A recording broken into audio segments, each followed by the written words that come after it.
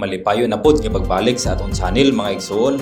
Pero una pa, kung bago pa ka ani nga channel, ayaw kalimot sa pag-subscribe sabay pindot sa notification bell kay naga-upload ko duha o tulo ka mga video matag semana.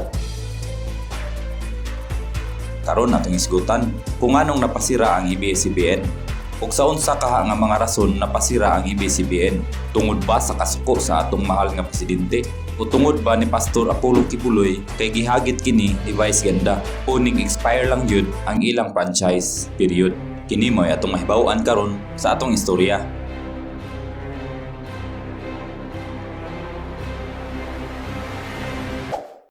Dili ko abogado mga igsoon ug hawod sa mga balaod, pero kining atong topic karon kadaghanan ani gikan sa pinulungan ni Attorney Rolex Suplico, usa ka franchise lawyer sa Pilipinas. Ug ang uban, opinion na lang nako ni mga igsoon.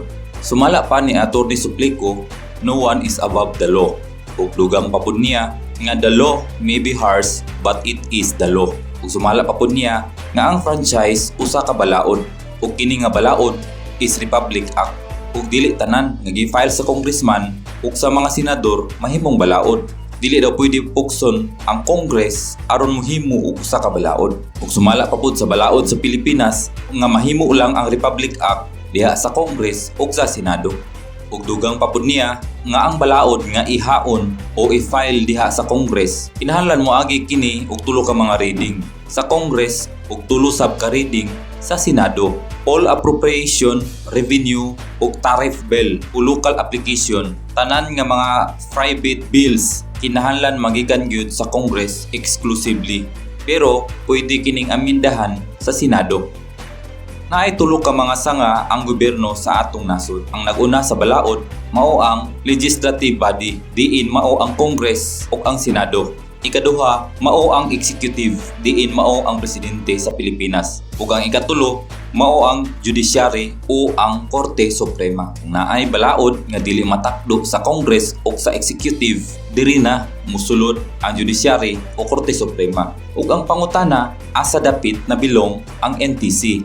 Kini nasakop under sa Executive Department. Therefore, sumala pa ni Attorney Suplico nga ang NTC dili makahimo og balaod. Ang franchise gina-applyan kini ug sumala pa, it's only a privilege. Dili kini pareha sa mga inasal nga naay unli rise. Ug dili tungod kay mo-apply ang usa ka individual, makabaton dayon siya niini. Usa kini ka grant gikan sa gobyerno. Dili kini pareho sa mga driver's license nga tanan mag-expect ug pwede makabaton niini. Ug ang dapat daw himuon sa ABS-CBN nga magpakiluoy sila sa Committee on Legislative Franchising aron mahimuan sila og committee report aron ma-file sa Rules Committee ug aron pod makalendar for second reading.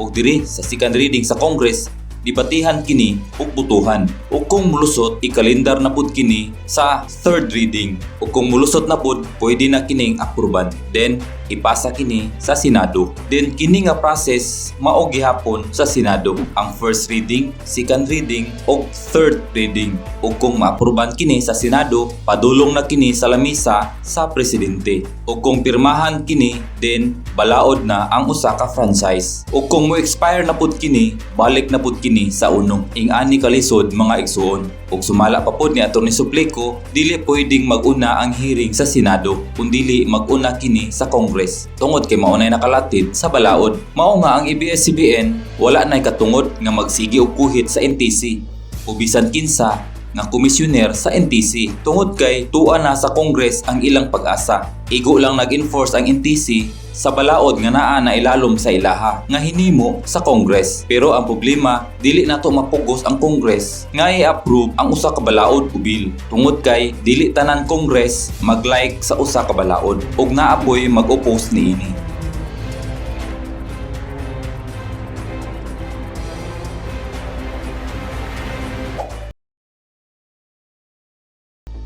Sa akong opinion mga igsuon, makaingon ta nga 50-50. 50% nga tinuod, 50% nga dili tinuod. Una, 50% nga tinuod Tungod kay kabaluta nga naay daghan nga mga kaalyado ang atong presidente nga mga congressman nga posible nga dili mo takil sa franchise ug kung motakil man posible nga daghan sab ang mag-ubos niini. Ug ang laing 50% mga igsuon nga makaingon ko nga dili tinuod tungod kay bisan pag under sa presidente ang NTC, igo lang nag-enforce ang NTC sa usa ka expire nga kontrata, period. Bisan unsa siguro mga igsuon, ma-driver's license man, ma-business permit, o bisan gani lisensya sa abogado, doktor o uban pa, basta mo expire gani, wa effect na.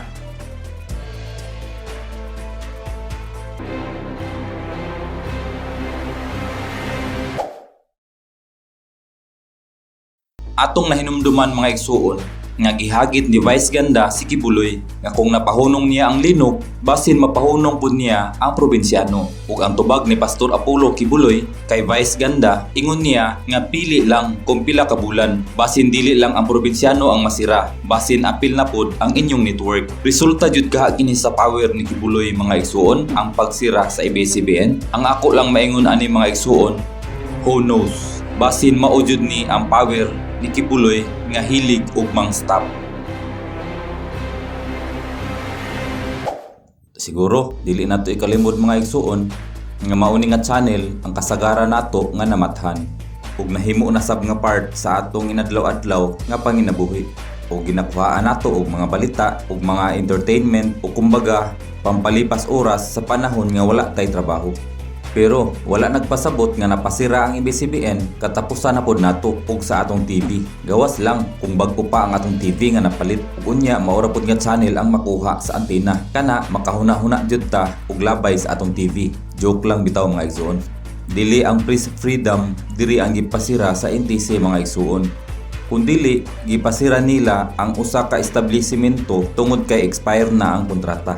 Kung tinambano nato paghuna-huna mga igsuon, pananglitan na ay reporter o usa ka journalist nga kila sa usa ka balay. Unya naghimo sila og kontrata. Wala magpasabot mga igsuon nga gi-violate na sa tag-iya ang press freedom sa usa ka reporter o usa ka journalist kung palayason siya sa tag-iya sa panahon nga mo expire na ang kontrata. Kung dili, igo lang siya nagtuman sa kontrata tungod kay expire na. Ingana lang kasimple mga igsuon. Dili ang press freedom ang gipaundang, kundi ang expire nga kontrata. Sa akong kaugulingong opinyon mga igsuon, makaingon ko nga makabalik pa ang ABS-CBN pero dili pa karon sa panahon ni President Duterte. Tungod kay kung mulusot man kini sa Congress o sa Senado, atong hinumduman nga ang pirma paghihapon sa atong presidente ang makapahimong balaod sa franchise. Ug atong mahinumduman nga nangluod pod ang atong presidente sa ABS-CBN tungod sa mga fake news o mali nga pag-quote sa iyang mga sinultihan ug tungod pod ni atong panahon sa eleksyon.